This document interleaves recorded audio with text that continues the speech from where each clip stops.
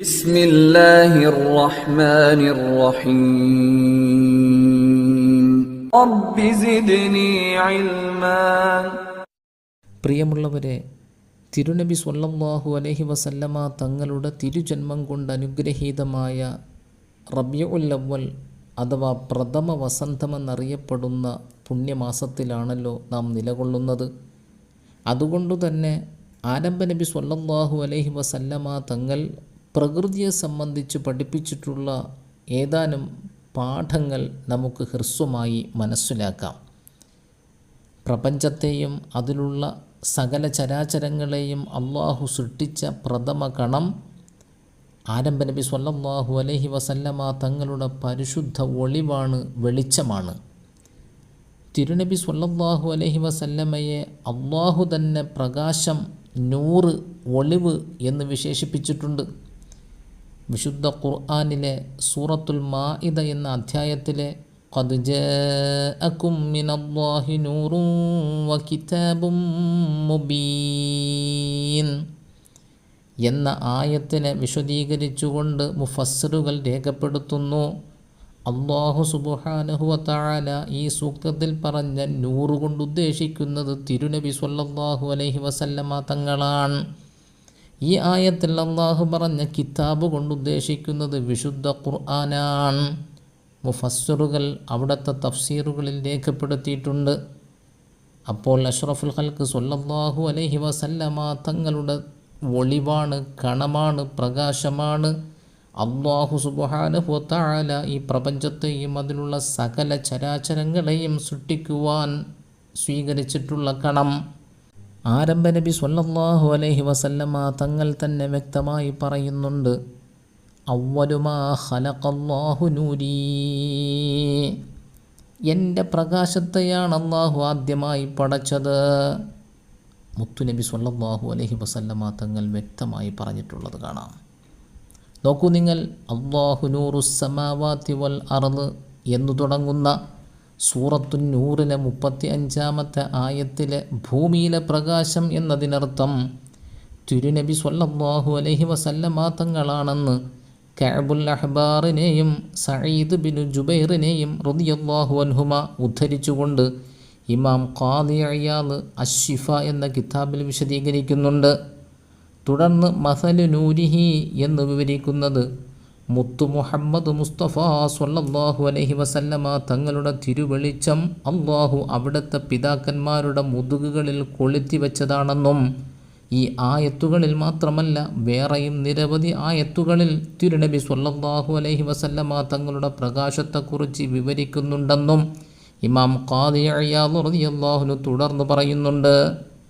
ഇന്ന അർസൽനാക ഷാഹിദൻ വ മുബശ്ശിറൻ എന്ന് തുടങ്ങുന്ന പ്രകാശമുള്ള വിളക്ക് എന്നത് വ്യക്തമായി തന്നെ അല്ലാഹു പറഞ്ഞിട്ടുള്ളതാണല്ലോ.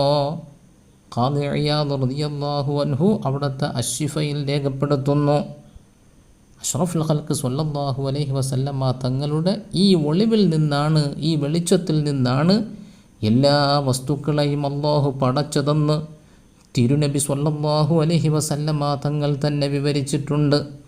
പല സനദുകളിലായി ഈ ഹദീസ് നിവേദനം ചെയ്യപ്പെട്ടിട്ടുമുണ്ട്. ജാബിർ ബിൻ അബ്ദുല്ലാഹി റളിയല്ലാഹു അൻഹു അഷ്റഫുൽ ഖൽഖ് സ്വല്ലല്ലാഹു അലൈഹി വസല്ലമ തങ്ങളോട് സകലമാന വസ്തുക്കളും അല്ലാഹു പടയ്ക്കുന്നതിന് മുമ്പ് എന്താണ് ആദ്യമായി പടച്ചത് എന്ന് ചോദിച്ചപ്പോൾ ജാബിർ, എല്ലാം പടയ്ക്കുന്നതിന് മുമ്പ് അല്ലാഹു തൻ്റെ ദിവ്യപ്രകാശത്തിൽ നിന്ന് നിങ്ങളുടെ പ്രവാചകർ മുഹമ്മദ് മുസ്തഫ സ്വല്ലല്ലാഹു അലൈഹി വസല്ലമ തങ്ങളുടെ പ്രകാശമാണ് പടച്ചതെന്നും അത് അല്ലാഹുവിൻ്റെ ഖുദ്റത്തിനാൽ കറങ്ങിക്കൊണ്ടിരുന്നുവെന്നും അഷ്റഫുൽ ഖൽഖ് സ്വല്ലല്ലാഹു അലൈഹി വസല്ലമ തങ്ങൾ ജാബിർ റളിയല്ലാഹു അൻഹുവിനോട് മറുപടി പറഞ്ഞു. അന്ന് ലൗഹ്, കലം, സ്വർഗം, നരകം, മലക്ക്, ആകാശം, ഭൂമി, സൂര്യൻ, ചന്ദ്രൻ, മനുഷ്യൻ, ജിന്ന് ഇവയൊന്നും ഇല്ല തന്നെ. നാം ചിന്തിക്കണം ബഹുമാനികളെ, ഈ ഹദീസ് ജാബിർ ബിൻ അബ്ദുല്ലാഹി റളിയല്ലാഹു അൻഹുവിൽ നിന്നും തൻ്റെ സനദ് വഴി ഹാഫിദ് അബ്ദുർ റസാഖ് റളിയല്ലാഹു അൻഹു നിവേദനം ചെയ്തിട്ടുണ്ട്. ഇമാം ഇബ്നു ഹജർ റളിയല്ലാഹു അൻഹു തൻ്റെ ഫതാവൽ ഹദീസിയയിലും ഹാഫിദ് അബ്ദുൽ ഹഖ് റളിയല്ലാഹു അൻഹു തൻ്റെ ഇഖ്ലീലിലും ഇത് രേഖപ്പെടുത്തിയിട്ടുണ്ട്. മാത്രവുമല്ല സൂറത്തുന്നൂറിലെ മേൽ സൂക്തത്തിൽ അഷ്റഫുൽ ഖൽഖ് സ്വല്ലല്ലാഹു അലൈഹി വസല്ലമ തങ്ങളുടെ ദിവ്യപ്രകാശം 4 ഓഹരി ചെയ്ത് അതിൽ നിന്നാണ് സകലമാന പടപ്പുകളെയും അള്ളാഹു സൃഷ്ടിച്ചത് എന്നതിലേക്ക് സൂചനയുണ്ടെന്നും മുഫസ്സിറുകൾ വ്യക്തമാക്കിയിട്ടുണ്ട്. ബഹുമാനികളെ, തിരുനബി സ്വല്ലല്ലാഹു അലൈഹി വസല്ലമ തങ്ങളുടെ തന്നെ പ്രകാശം കൊണ്ട് പടയ്ക്കപ്പെട്ട പ്രഥമ മനുഷ്യൻ ആദം നബി അലൈഹി സ്വലാത്തു വസ്സലാമയുടെ മുതുകിലാണ് ഈ ഒളിവിനെ, പ്രകാശത്തെ അള്ളാഹു ആദ്യം നിക്ഷേപിച്ചത്. ജനിക്കാനിരിക്കുന്ന മനുഷ്യക്കുഞ്ഞ് തൻ്റെ പിതാമഹന്മാരുടെ ബീജോത്പാദന കേന്ദ്രമായ നട്ടെല്ലിനുള്ളിലാണെന്നത് ശാസ്ത്രസത്യമാണ്. തിരുബീജം പ്രകാശമായിരുന്നു എന്ന വ്യത്യാസം മാത്രം. സാധാരണ നാം മങ്കൂസ് മൗലിദിൽ കേൾക്കുന്ന ഈ വസ്തുത തിരുനബി സ്വല്ലല്ലാഹു അലൈഹി വസല്ലമ തങ്ങളിൽ നിന്നു തന്നെ ഉദ്ധരിക്കപ്പെടുന്നുണ്ട്. ഇബ്നു അബ്ബാസ് റളിയല്ലാഹു അൻഹുവിലൂടെ നിവേദനം ചെയ്യുന്ന ഹദീസിൽ അഷ്റഫുൽ ഖൽഖ് സ്വല്ലല്ലാഹു അലൈഹി വസല്ലമ തങ്ങൾ പറയുന്നു, കുന്തു നൂറൻ ബൈന യദൈ റബ്ബി ഖബ്ല ഖൽഖി ആദമ ബി 14,000 ആം വകാന യുസബ്ബിഹു ദാലിക النൂർ വതുസബ്ബിഹു الملائكة بتسبيحه فلما خلق الله آدم ألقى ذلك النور في صلبه. ആദം നബി അലൈഹിസ്സലാത്തു വസ്സലാമിനെ പടയ്ക്കുന്നതിൻ്റെ 14,000 വർഷം മുമ്പ് ഞാൻ അള്ളാഹുവിൻ്റെ മുമ്പിലെ പ്രഭാകിരണമായിരുന്നു. ആരംഭനബിതങ്ങൾ പറയുകയാണ്, ആദം നബിയെ പടയ്ക്കുന്നതിൻ്റെ 14,000 വർഷങ്ങൾക്ക് മുൻപേ അള്ളാഹുവിൻ്റെ മുമ്പിലെ പ്രഭാകിരണമായിരുന്നു ഞാനെന്ന് അഷ്റഫുൽ ഖൽഖ് സ്വല്ലല്ലാഹു അലൈഹി വസല്ലമ തങ്ങൾ പഠിപ്പിക്കുന്നു. അത് റബ്ബിനെ വാഴ്ത്തിക്കൊണ്ടിരിക്കുകയായിരുന്നു. മാലാഖമാർ അത് കേട്ടാണ് റബ്ബിൻ്റെ മഹത്വം ഉദ്ഘോഷിച്ചു കൊണ്ടിരുന്നത് എന്നും ആരംഭ നബി സ്വല്ലല്ലാഹു അലൈഹി വസല്ലമ തങ്ങൾ വ്യക്തമായി പഠിപ്പിക്കുന്നു. നോക്കൂ നിങ്ങൾ, ലമ്മാ ഖലഖല്ലാഹു ആദമ അഹ്ബത്വനി ഫീ സുൽബിഹി ഇലൽ അർള് വജഅലനി ഫീ സുൽബി നൂഹിൻ അലൈഹിസ്സലാം ഫിസ്സഫീന വഖദ് ഫനാ ഫീ സുൽബി ഇബ്രാഹീം അലൈഹിസ്സലാം ثم لم يزل تعالى ينقلني من الأسلاب الكريمة والأرحام الطاهرة حتى أخرجني بين أبوي لم يلتقيا على صفاح قط. ആദം നബി അലൈഹിസ്സലാത്തു വസ്സലാമയുടെ മുതുകിലായി ഭൂമിയിലെത്തിയ എന്നെ നൂഹ് നബി അലൈഹിസ്സലാത്തു വസ്സലാം തൻ്റെ കപ്പലിൽ ചുമന്നുവെന്നും ഇബ്രാഹിം നബി അലൈഹിസ്സലാത്തു വസ്സലാമയുടെ മുതുകിലെത്തിയെന്നും ശേഷം ബഹുമാന്യരായ മാതാപിതാക്കൾ വഹിച്ചു ഞാൻ ഭൂമിയിൽ പിറന്നുവെന്നും അഷ്റഫുൽ ഖൽഖ് സ്വല്ലല്ലാഹു അലൈഹി വസല്ലമ തങ്ങൾ തന്നെ വിവരിച്ചതു കാണാം. റൂഹുൽ ബയാൻ എന്ന കിതാബിൽ നോക്കിയാൽ കാണാവുന്നതാണ്.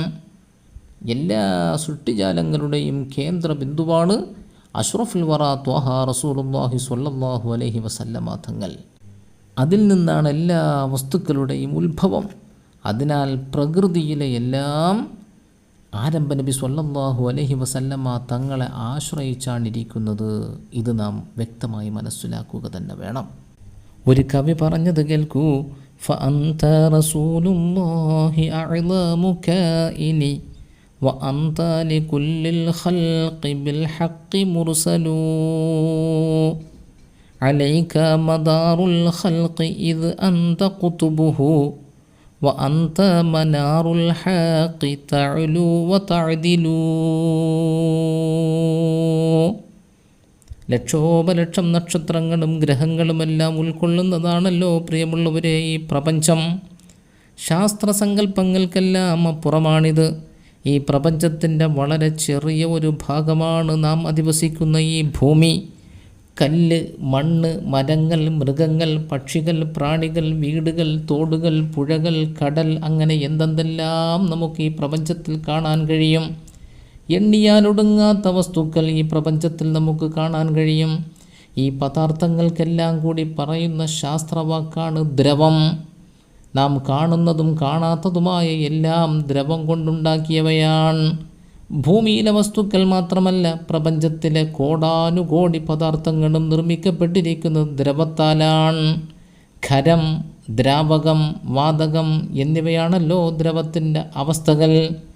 വ്യത്യസ്ത സ്വഭാവ ഗുണങ്ങളാണ് ഇവയ്ക്കുള്ളതെങ്കിലും വ്യത്യസ്ത ഹഖീഖത്തുകളാണ് ഇവയ്ക്കുള്ളതെങ്കിലും എല്ലാം സൃഷ്ടിക്കപ്പെട്ടിരിക്കുന്നത് അടിസ്ഥാനപരമായി ഒരു വസ്തുവിൽ നിന്നാണെന്നതാണ് അത്ഭുതം.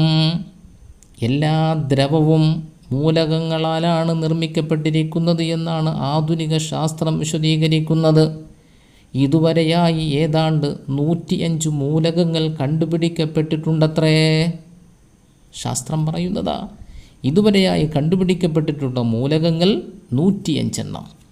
കൂടുതൽ ലളിതമായി പദാർത്ഥങ്ങളാക്കി വിഘടിപ്പിക്കാൻ സാധ്യമല്ലാത്ത പദാർത്ഥത്തെയാണ് മൂലകമെന്ന് പറയുന്നത്. സ്വർണം, വെള്ളി, ചെമ്പ്, ഇരുമ്പ്, ഹൈഡ്രജൻ, ഓക്സിജൻ എന്നിവയെല്ലാം മൂലകങ്ങളാണ്. ഏറ്റവും കനം കുറഞ്ഞ മൂലകം ഹൈഡ്രജനാണ്. കനം കൂടിയ മൂലകത്തിൻ്റെ പേര് ഹീലിയം എന്നാണ്. ഹൈഡ്രജന് കൂടാതെ helium, lithium, carbon, nitrogen, aluminium, ഗന്ധകം, ഇരുമ്പ്, കോപ്പർ തുടങ്ങിയ ഇവയ്ക്ക് പ്രതീക ചിഹ്നങ്ങളും അണുസംഖ്യയും ഭാരവുമെല്ലാം ശാസ്ത്രലോകം നൽകിയിട്ടുണ്ട്. സോഡിയം ക്ലോറൈഡ് എന്ന കറിയുപ്പ് സോയത്തിൻ്റെ ഒരണുവും ക്ലോറിൻ്റെ ഒരണുവും കൂടിയാണ് നിർമ്മിക്കപ്പെട്ടിരിക്കുന്നത്. ഹൈഡ്രജൻ്റെ 2 കണികയും 1 ഓക്സിജൻ കണികയും H2O ആണ് വെള്ളം, ജലം.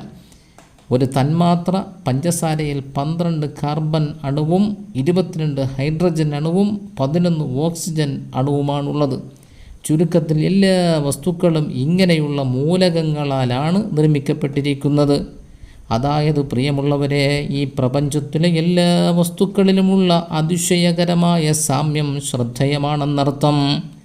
പ്രകൃതിയിലെ ചരാചരങ്ങളെല്ലാം ഉപ്പുതൊട്ട് കർപ്പൂരം വരെ ചേതനവും അചേതനവുമായ വസ്തുക്കളെല്ലാം മൂലകങ്ങൾ വ്യത്യസ്തമായ രീതിയിൽ കൂടിച്ചേരുമ്പോഴാണ് ഉണ്ടാകുന്നതെന്ന ഭൗതിക ശാസ്ത്രം തെളിയിക്കുന്നു.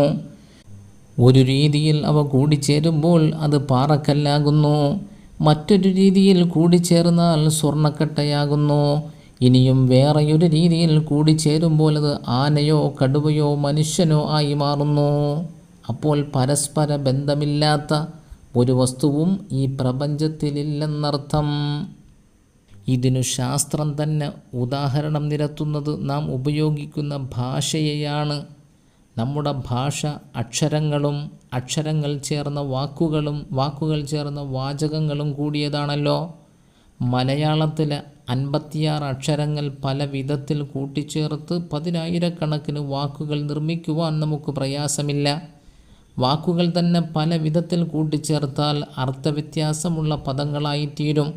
ഇതുപോലെയാണ് പ്രകൃതിയും. രൂപഭാവത്തിൽ വ്യത്യസ്തമെങ്കിലും അവയുടെ നിർമ്മാണ സാമഗ്രികൾ എല്ലാം സമാനമാണ്. ഹ്രസ്വമായി പറഞ്ഞ ഈ കാര്യങ്ങളിൽ നിന്നും ഈ പ്രകൃതി മുഴുവൻ എന്തുകൊണ്ടാണ് ആരംഭ നബി സ്വല്ലല്ലാഹു അലൈഹി വസല്ലമ തങ്ങളോട് കടപ്പെട്ടിരിക്കുന്നത് എന്ന് നമുക്ക് വ്യക്തമായല്ലോ. അതിനാലാണ് ഹഖീഖത്ത് മുഹമ്മദിയ എന്ന ഈ പ്രഥമ ഗണം അഷ്റഫുൽ ഖൽഖ് സ്വല്ലല്ലാഹു അലൈഹി വസല്ലമ തങ്ങളുടെ തിരുവൊളിവ് എല്ലാ ജിൻസുകളുടെയും ഏറ്റവും മുകളിലുള്ള വർഗനാമമായി ജിൻസുൽ അജ്നാസായി ഗണിക്കുമെന്നും എല്ലാ പദാർത്ഥങ്ങളുടെയും അബുൽ അക്ബർ ഉന്നതനായ പിതാവ് എന്ന് ഇതിനെ വിളിക്കപ്പെടുന്നുവെന്നും ഉലമാക്കൾ ഉണർത്തിയിട്ടുള്ളത്. ഈ പ്രകൃതിയിലെ വസ്തുക്കളെല്ലാം അഷ്റഫുൽ ഖൽഖ് സ്വല്ലല്ലാഹു അലൈഹി വസല്ലമ തങ്ങളോട് വിധേയപ്പെട്ടതും അവിടത്തേക്ക് വഴങ്ങിയതും ഇക്കാരണത്താൽ തന്നെയാണ്. സൂര്യചന്ദ്രാദിഗോളങ്ങൾ അവിടത്തെ അനുസരിച്ചു. കാറ്റും മഴയും മുത്തുനബിയുടെ അഭീഷ്ടത്തിന് കീഴ്പ്പെട്ടു. മലയും മരവും അവിടത്തെ താൽപ്പര്യത്തിനു വിധേയമായി. കല്ലും മണ്ണും തിരുനബി സ്വല്ലല്ലാഹു അലൈഹി വസല്ലമ തങ്ങൾ കൊതുങ്ങി. പക്ഷി മൃഗാദികളടങ്കലും അവിടത്തെ നിർദ്ദേശങ്ങളനുസരിച്ചു. പാറയും പർവ്വതങ്ങളും നബി സ്വല്ലല്ലാഹു അലൈഹി വസല്ലമ തങ്ങൾ പറഞ്ഞതു കേട്ടു. മക്കയിലെ കല്ലു വിഗ്രഹങ്ങൾ പോലും മുത്തുനബിയെ കേട്ടു.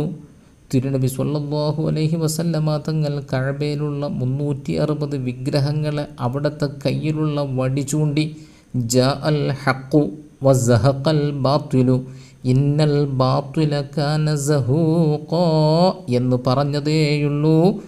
ഫസഖത സ്വനമു വലാ യമുസ്സുഹു, അവ താഴേക്ക് വീണു, ആരംഭ നബി അവയെ തൊട്ടിട്ടേയില്ല എന്ന് ഇമാം ബുഖാരി റളിയല്ലാഹു അൻഹു രേഖപ്പെടുത്തിയിട്ടുണ്ട്.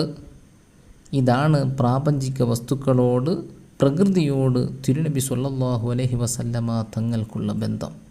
ഇതൊന്നും അറിയാതെ, ഇതൊന്നും അംഗീകരിക്കാതെ, അഥവാ കണ്ണുണ്ടായിട്ടും കാണാതെ പോകുന്ന എത്രയെത്ര മനുഷ്യന്മാരെ നമുക്കിന്ന് കാണുവാൻ കഴിയും. അല്ലാഹു സുബ്ഹാനഹു വ തആല കാര്യങ്ങൾ സത്യസന്ധമായി ഗ്രഹിക്കുവാനും ജീവിതത്തിൽ പകർത്തുവാനും നാം ഏവർക്കും തൗഫീഖ് നൽകി അനുഗ്രഹിക്കട്ടെ. നമ്മുടെ വീടുകളിലും കുടുംബങ്ങളിലും രോഗികളായി കഴിയുന്നവർക്ക് അല്ലാഹു ശിഫാ നൽകി അനുഗ്രഹിക്കട്ടെ. നമ്മുടെ കുടുംബങ്ങളിൽ നിന്നും മൺമറഞ്ഞവർക്ക് അല്ലാഹു മഗ്ഫിറത്തും മർഹമത്തും പരിശുദ്ധ സ്വർഗ്ഗപ്രവേശവും നൽകി അനുഗ്രഹിക്കട്ടെ. ആമീൻ ബിറഹ്മതിക യാ അർഹമർ റഹീമീൻ വൽഹംദുലില്ലാഹി റബ്ബിൽ ആലമീൻ. അസ്സലാമു അലൈക്കും വറഹ്മത്തുള്ളാഹി വബറകാതുഹു.